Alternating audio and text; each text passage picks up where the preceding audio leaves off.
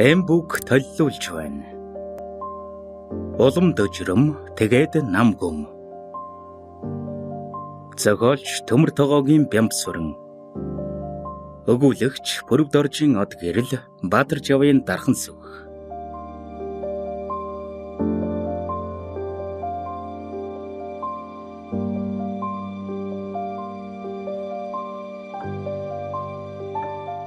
Нэгдүгээр бүлэг. 23 оны 1 сарын 27-ны шөнө. Хяналтын дэлгэцүүд дөнгөн нь, тарианы шахуургууд жингэн нь, амьсгалын аппаратуудын хүрээний чээгшүүлэгч, даралт хэмжигчийн дохио ханган нь. Яг одоо юу хүсч буйг минь хэн нэгэн асуугаасай. Нам гүмийг л гэж хариулгасан. Совлогч төгсгөлийн онош бичсэн цаасыг талигчин шилбэн дээр нааж байна. Хизээ нэгэн өдөр хэн миний төгсгөлийн оншийг бичих бол гэж бодлоо. Сэхэний эмчээр сурч байхдаа ингэж наахыг мөн ч олон харсансан. Тэгж явсаар төгсгөлийн онош амьдралаасаа ч илүү утга учиртай санагдах болжээ. Хүний эс санана, оншийн санана. Сэхэний эмч болж 100 моддоо иргэн ирээд яг 3-7 хоног өнгөрчээ. Анх удаа өвчтөн маань өөд боллоо. Би мэдлгүй яхав. Зарим хүн эмнэлэг рүү өргүүлж ороод алхаж гардаг бол, зарим хүн алхаж ороод өргүүлж гардаг. Хэн нэгэн хизээ нэгэн цагт ямар нэгэн өвчнөөр өгөхийг мэддэг атлаа надад их л хүнд туслаа. Жаахан найдвар байсан шүү дээ гэж дотор хүн маань харамсна. Жаахан найдвар. Тийм дээ. Жаахан ч болов найдвар байвал бусд нь шантарлаач би шантарч болохгүй.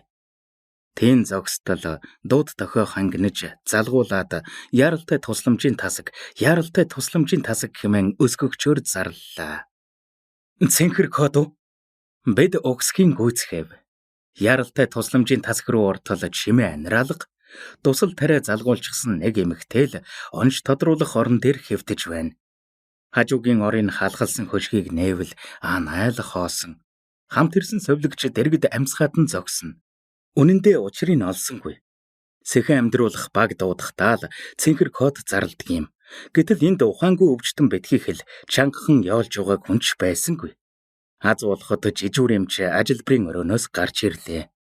Цаана нь шар хойсон бололтой цус нүж болсныг асрагч цэвэрлэж, совлогч нь байдгаараа ярвайсан нэг нөхрийн хөлийг боож байгаа харагдав. Цэнхэр код зарлахаар нь гүгээд ирлээ. Би зарлуулчихлаа. Ногоон довын замд дахиад л осол гарчхаж, хүмүүс нь хүнд, эхнээс нь зөөж байгаа. Баларсан юм бэ. Яв, учиргүй цээж нухлаад унах чинь өвдөд байгаа мó? Үгүй, сандраад л. Чи сандарвал бид яах юм? Уурхайн ажилчдын автобус осолдсон. 2 жолооч нь лав өнгөрчихсөн байна гин. Сонхоор харвал хүлээн авах яаралтай тусламж гэсэн гэрэлтдэг бичигний улаан туяал бүдэгхэн гийгээд түүнээс цааш өтгөн харанхуй. Шилэнд төрхмөн ойн харагдахад Булгаковын залуу эмчийн тэмдэглэлийг уншиж байснаа саналаа. Тэр 3 настай охинд трахеостомын гуурс тавихаас 48 хоногийн өмнө сургуулаа онц дүнтэй төгсчхөд байв. Гэтэл би ганцхан сарын өмнө резидентийн сургалтаа арай ядан төгссөн хүн. Залуу эмчийн тэмдэглэлээс санаанд хамгийн тод үлдсэн нь 100 жилийн өмнө төвөнхөн цожмог агтсан сахуутай бяцхан охинд хийж буй тэр л мис ажилбар. Өнөөдөр бол трахеостомын гуурс тавих гэгч цагаан мөгөөрсөн хоолойг бөгж мөгөөрснөөс доош нэг хуруу зайд зүсээд ховонцор хоолой шургуулах мис ажилбар хичнээн нийтлэг бөгөөд энгийн билээ. Гэвч гуйлан гуурс хэрэгэлдэг байсан бүтэн 100-ны өмнө манай охины хоолойг төмөр хоолоогоор сольжсон шүү дээ гэж ярих бүдүүлэг 90 цагт хажуугаас хансаж дэмнэх энчүгүй үед дээр нь алс бүглүү нутагт алдах эрхгүй нөхцөлд зориглож хийн гэдэг миний л хувьд сансарт нисгээс ч бахархам явдал. Зохиолын Баатар хэдий айж сандравч эргэн тойрныхондоо мэдэгдэхгүй хичээд гисэн. Надад ялгаа бий гэж юу? Одоо юу ч ирсэн би сандралгүй таваад гарах ёстой. Энэ л сэхэний эмч болсны минь утга учир. Нүдэ анаад төсөөллөө. Хэрвээ уушиг цоорсон байвал эдвэгтэй саруулгын гурс тавина. Хэдэн удаа харсан ч огт тавьж үзээгүй. Үнхэлцхийн хөндөд цус хурсан байвал яана. Бас л өнхөлцгийн хөндөй рүү хатгахыг харснаас цаашгүй. Арайчтэй. Ингэхэд эрүү юм уу хүзүү хугарсан байвал интубацийн гуурцаа яаж тавих вүлээ? Өрөө рүүгээ очиж интернетээс бичлэг үзмээр санагдсан ч оройтжээ. Түргэний тэрэг дууд дохиогоо хангинуулсаар эмнэлгийн үдэнд ирж зогслоо. Би совлогчтой хамт дугуйт дамнуурах төрөн гарлаа. Үүд дэлгэж жихүүн салхи өөдөөс үлээхэд арын ширээн дээрээс бичгийн цаас шажигнан хийсэх сонсогдоход сэтгэл улмал төгшлээ.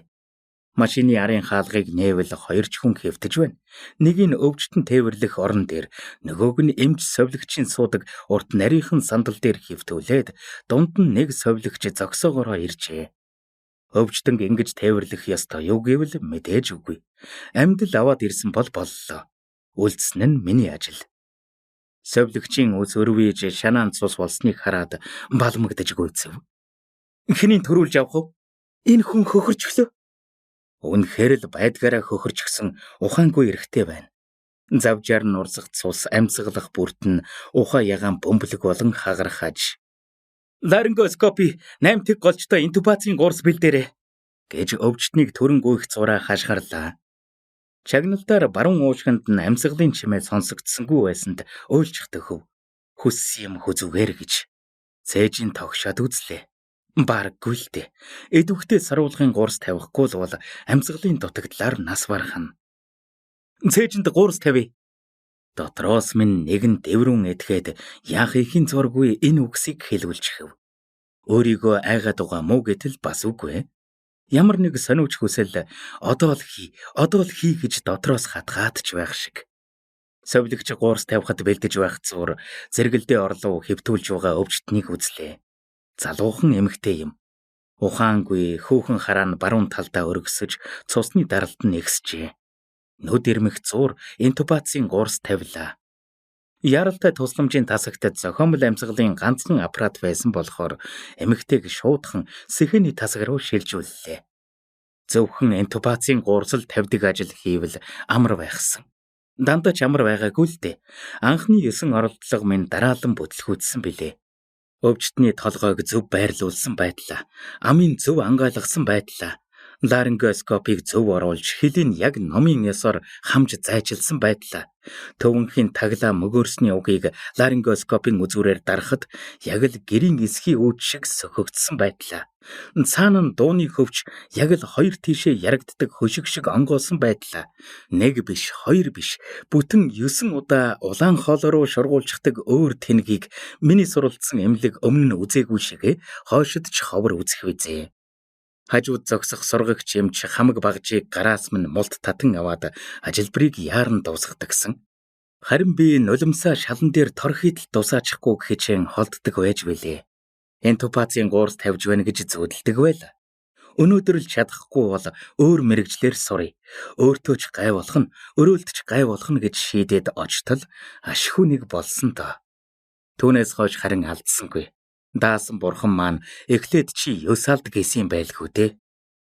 Эдвэхтэй саруулгын гуурс тавих гэж нэг хэсэг мөнгөнлээ. Баруун талын 6-7 дугаар хавирганыхан завсар хагас ямах зүсэж байгаад гуурсныхаа жадыг зоосон ч юунд ч юм тэглээд цоорсонгүй. Юунаас нь айгаад байгаа юм бэ? Цаана угаасаа л хагараад шалчижчихсан уушиг байгаа шүү дээ гэж дотор хүм маань шавдуулна. Гэнэт цоорчхвол эрчэндээ 20 см урт жадаар цээжийн нэвт бүлжихвэ гэхээс гар салгалан хөл сасгарна. Чихээд өгөхөөс өөр аргагүй юм чинь яалтай. Дахиад жаахан түлхтэл өөдөөс хий бүргэн үлээж цус цацарлаа. Сансныг бодвол 2 гарын минь мэдрэмж овоо юм уу? Гялтан хальс урагдах нь хурууны өндгөнд жирвсхийн мэдрэгдэв шүү. Жадны үзүр дөнгөж нэвтрэн оронгууд 2 гар минь багшгэл тас хавчлаа. Үүнийг хийх гэж л төрсөн юм шиг. Болчихлоо. Эрентгийн зураг авъя. Олон жилийн өмнө The Good Doctor киноны эхний ангийг үзснээ би мартаагүй л явна. Тэр анги дээрч бас Блеврийн хөндийд хий хурах хам шинж тохиолддог юм. Хүний цээжний хөндий сөрөг даралттай байдаг ажээ. Өөрөөр хэлбэл уушгийг гаднаас нь сорж байдаг гэсэн үг. Амьсгал авахад энэ сорох хүчээр уушиг тэлэгдэж агаар орох хамаа. Тэгэхээр плеврийн хөндөй буюу монголоор гялдангийн хөндөйд хий хурсан үед цээжийг зүгээр л цоолоод орхичгож болохгүй. Хөндөй доторх сөрөг даралтын нөлөөгөөр цоолсон нүхээр агаар буцаад л сорогдоод орчихно. Иймд гарсан хий буцаж ордгүй байх технологийн шийдэл хэрэгтэй. Тэр шийдэл нь шилтээ ус.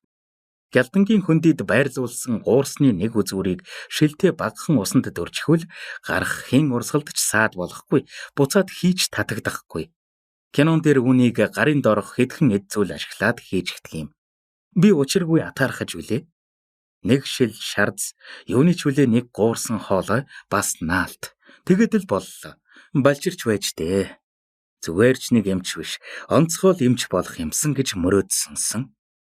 Дараа нь сэхэрүү шилжүүлсэн эмэгтэйг төрдөг орон дээр зөн томографийн шинжилгээ хийлгэхээр авч явлаа. Зургийг хальт харвал гавл дүүрэн цус байна. Эмэрхүүл байх болов уу гэж таамагласан ч таамагласнаар болсонд нь тэсэлгүй санаа алдлаа. Эргэж ирээд харин нүдэн дээж идгсэнгүй. Яралтай тусламжийн тасагт хөл гიშгэх зай алга. Цусны төмөрлөг үнэр ханхлана. Гэмтлийн эмч урт хулдаасан хормогч зүүжгээд хэнэгний хөлийн шаргатай ноцолдож суна. Шалан дээр час улаан цус тунжээ. Даралт унчихлаа. Цус алдаад байна. Энд ч бас даралт хэмжигдэхгүй болчихлоо. Гэлс эрентгийн зураг авъя. Бага ардгийн хөндөйд дүүрэн цус байна. Бэ хэнрүүн төрүүлж очихоо шийдэж чадсангүй. Цаад орны дэргэд дүрс онцлогооны эмч эхоны заагч барьсан чихтэй над руу харж зогсно. Наад орны хөлд гэмтлийн эмч над руу харагч сөхөөгүй цус нүжинд хутгалдан сууна. Хий дэмээл шингэн гэж бовтнож зогсдлоо. Би энэ хүнийг авъя гэхэн тэр хоолоогоор нь танилаа. Сайн хүн санаагаараа тасхийн эрхлэгч ирж хэж. Осолдогсод нэмэгдэж ирсээр яралтай тусламжийн тасагт багтахааргүй боллоо. Эмнэлгийн хонголд ор дамнуурга тавин осолдогсдыг хэвтүүлэх, уламжлалтын тасгийг суллан хүнд гэмтэгсдийг оруулах ажлыг дарганаар зохицуулсан бололтой. Овг нэр регистрийн дугаар нь тодорхойгүй өвчтнүүдийг зөөхтөө гар дээр нь балаар дугаарлахаас өөр арга байсангүй. Совлогч нар эмтэрэ барин гуйлдана. Цаг хэд болж байгаагч бүү мэд. Энд тэндгүй хүмүүс яолон бархиралцсаар шал улаан ирээн болж өмдний шуумгууд цусанд будагджээ. Угаал турын дэргэд овоорсон багаж дэлгэш даавун дунд хэнийх нь мэдэгдэхгүй хувцс хунар хөглөрнө. Төвийн вэнд гуурс тавинга хальт харвал өнөөх эхний өвчтнүүдийг тээж ирсэн совлогч охин бас нэг хүний толгойг самбаагаар даржсан зогсож байна. Ээж тийш сандран бүлтэлцэх нь шар хоёх эмч хайж байгаа бололтой. Хуйхны цус мөнч сүржин урсхийг яана. Ядаж бэлийн өмсчихгүй. Би гуурсаа бэхэлжгээд очие гэж бодсон ч ашгүй гэмтлийн эмч төрүүлээд очжээ. Эмчийг сэхэнд яралтай дуудаж байна гэж хэнэгэн хашгирав. Би сэхэрүү гүйх зураа. Одоо тайвшир. Битгий жолоо цолбургүй өсчиж буу. Дахиж хүн ирэхгүй. Төвлөр гэж өөрийгөө тайвшрууллаа. Сэхэрүү орвол яг л таамагласнаар болж өнөөх осолдогч эмэгтэй сандрахжээ. Хал урчихлаа. Артерийн даралт унаж байна гэж совлогч хэлв. Энэ хүн л өгчхөж магадгүй юм даа гэж бодсноо нуух юм. Тэгэвч миний чадах ямар нэг юм байх ёстой гэж итгэнэ. Тайвшир. Одоо анхаарлаа төвлөрүүл. Нэг сайхан урт амьсгалчих гэж дотор хүм маань харагдана. Хөлсөө арчиж угаад үзэж тарлаа. Одоохондоо торгоочих янзтай болоод ирв. Гэхдээ одоохондоо л сэтгэлийн минь өрөөсөн тал хэдийн ой гашууд бэлдээд эхэлжээ. Ар гэрийнхэнтэй нь уулзчих юмсан. Ядахта удасны дугаарыг олоод ярьчих юмсан. Ар гэрээс нь хүн ирсэн гэж цагтаа хэлсэн шүү дээ. Нэрийг удвал гэдэг юм байна. Иргэний үнэлэхнийх нь хуулбарыг үлдээгээд гарсан. Гайхан харвал совлогчийн царайнд одоо болтол мэдээгүй байгаа мүү гэсэн эргэлзээ тодорно. Ямар цагтаа? Өндөр эмхтэй гэдээс совлогч гараа толгоон дээрээ барин өндрийг баримжаалж үзүүлв. Би яран гарч явлаа. Эмнэлгийн хонглоор өнөөх цагдааг хайж гүйсээр арайхийн олов. Сайн байна уу? Сэхэн дугаа эмхтэн ар гэрийнхэн ирсэн гэсэн үү? Үгүй, надад юм мэдэгдээгүй дээ. Та тэгж хэлсэн гэсэн шүү дээ. Удвал гэдэг эмхтэн ар гэрийнхэн байгаа гэж хэлсэн юм биш үү? Буруу ойлгочихжээ. Энд тэнтэс хүн ирээгүй. Нөхөртөөгөө хамт тосолдсон юм байна. Тэнд нэг залуу орилоод байсан та. Манай эхнэр яасан бэ гэдэл аль би танд заагаад өгье. Бид хүлээн авах тасаг руу орвол цагдаа төрөөхөн гэмтлийн эмч бид хоёрын бужигнаж байсан орлоо зан. Энд байсан эрэгтэй хааж чав хэмээн асуулаа. Гэмтлийн тасаг руу шилжсэн гэж совлогч хариуллаа. Нөгөө дунд чөмгөн хугарсан эрэгтэй мөн үү гэж намайг лавлтал совлогч толгойд өгөв. Миний ихнэр жирэмсэн шүү гэж орилоод байсан шүү те. Та сонсоогүй мө? Жирэмсэн гэж би итгэж ядан асуулаа. Асуух ч гэжтэй бараг хашгирчих шиг боллоо. Цагдаа харин тийм ээ жирэмсэн гэхээс өөр юм хэлсэнгүй. Намайг үзэж байхад яагаад хэлээгүй юм бол? Юутач өөрийн чихээр сонсохоор гэмтлийн тасаг руу гуйх зураад цаашид юу ис тохиолдохыг төсөөлөгчгүй жирэмсэн гэж үгэлсээр явлаа.